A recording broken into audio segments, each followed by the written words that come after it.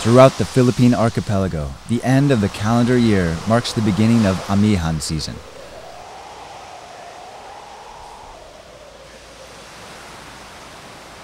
Three to 6 months of powerful northeasterly winds that have long given mariners sailing difficulties, whipping seas into a frenzy of swells and whitecaps.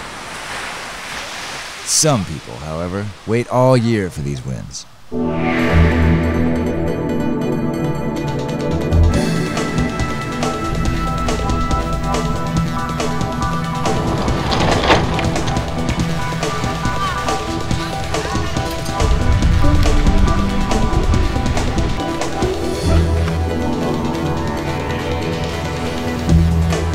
February 2003 marked the 4th Philippine Hobie Challenge, a race designed to explore the various corners of the Philippines and to showcase the versatility of the Hobie Cat 16, a twin-hulled sailboat known for its ruggedness and simplicity.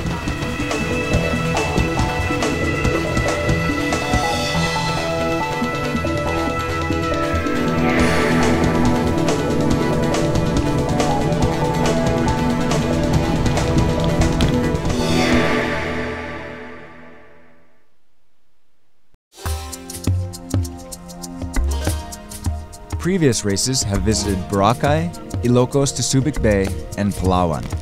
This year, however, organizers wanted to push the limits of adventure and challenge the racers and equipment even further than the first three, journeying to remote islands and enjoying overnight stopovers that would not be possible without the support and infrastructure available for this race.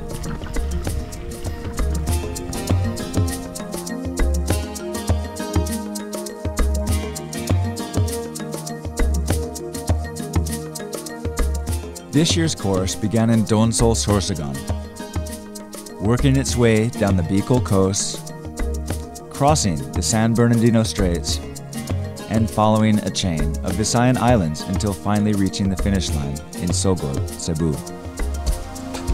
Race organizers, with racer expectations high from previous races, worked hard to research a route that would make the Philippine Hobie Challenge an international caliber competition. We have quite a lot of work to do in selecting the route. We pick a route that's approximately 200 miles. We look on the chart to see what areas, what spots could potentially be good stopovers, not just for the Hobies, but also we need to have a place where it's suitable anchorage for the support boats. We've got to think about the tides, you know, if it's low tide when we're leaving, and then we go and have a look at them.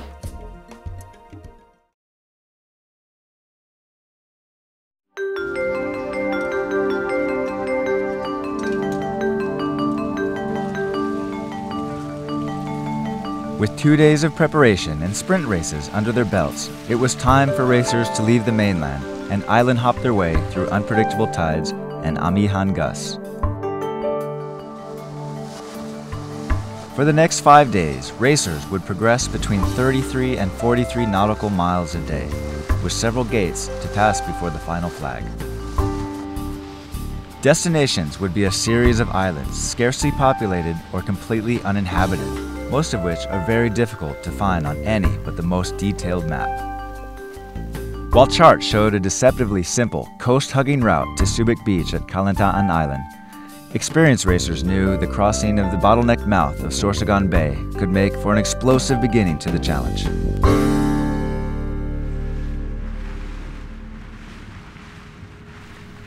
For many, the first day away from the mainland was literally jumping into the deep end. Dutch racers Dennis Mansell and Jerome Meyer got the wind full force and snapped their masts, requiring a tow to the finish. Okay, I'm not sure how fast we're going to be able to go in this sea, so we'll try going slowly and just tell us to slow down or if you think it can go a bit faster, okay? They just asked if there's any cold beer.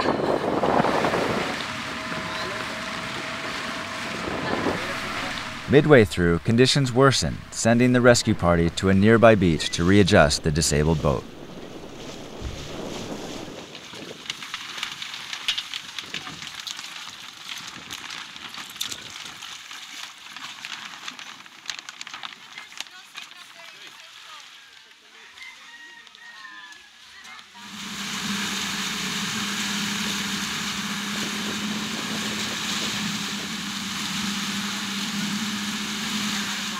Race organizer Mark Haswell and crew Carolyn Hyder also met with trouble, as one of their 2 rudders snapped off little more than 15 kilometers from the start.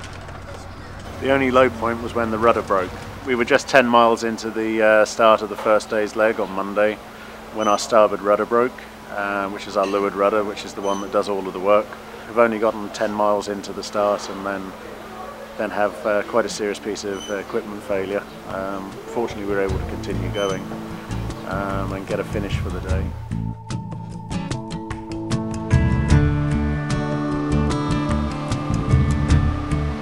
"41 challenging nautical miles after leaving the calm shores of Donsol, racers saw landfall on Kalantayan Island off Matnog Sorsogon, located in the jaws of the San Bernardino Straits at the southern tip of Luzon.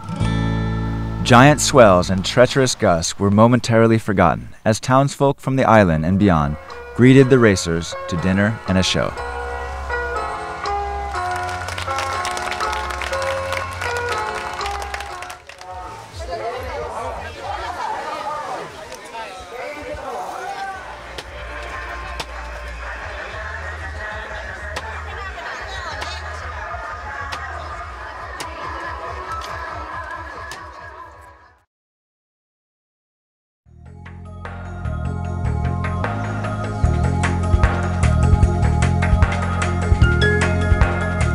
Upon looking at a course map, Day 2's challenges were obvious. Crossing from Luzon to the northern reaches of the Visayas through the San Bernardino Straits, known for their powerful currents and seas open to the strong winds.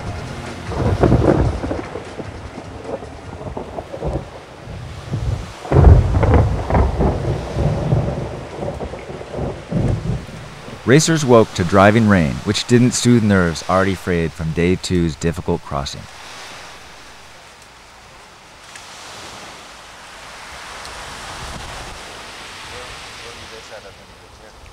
But the rain cleared, and it was time for the racers to be off.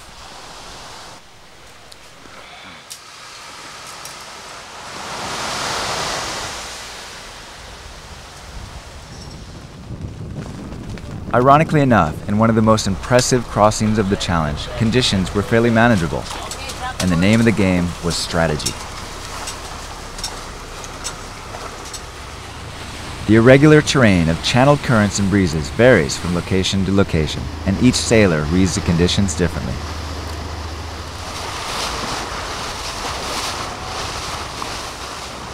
Clustered together for the majority of the race, several teams splintered off the main pack towards the eastern coast of Masbate, where the landmass channeled the wind's power. With favorable tides and breezes working in tandem to give some teams overground speeds as high as a blazing 24 knots, crews arrived in Balanhingue Island with daylight to spare. This was a good thing, for the island, usually uninhabited and not much bigger than the Megamall parking lot, had suddenly become Rock and Roll Island for the night, as hundreds of townsfolk from nearby POV Corpus Masbate had arrived to welcome the racers, complete with rock and roll band, armed security, caterers, and t-shirts for everybody.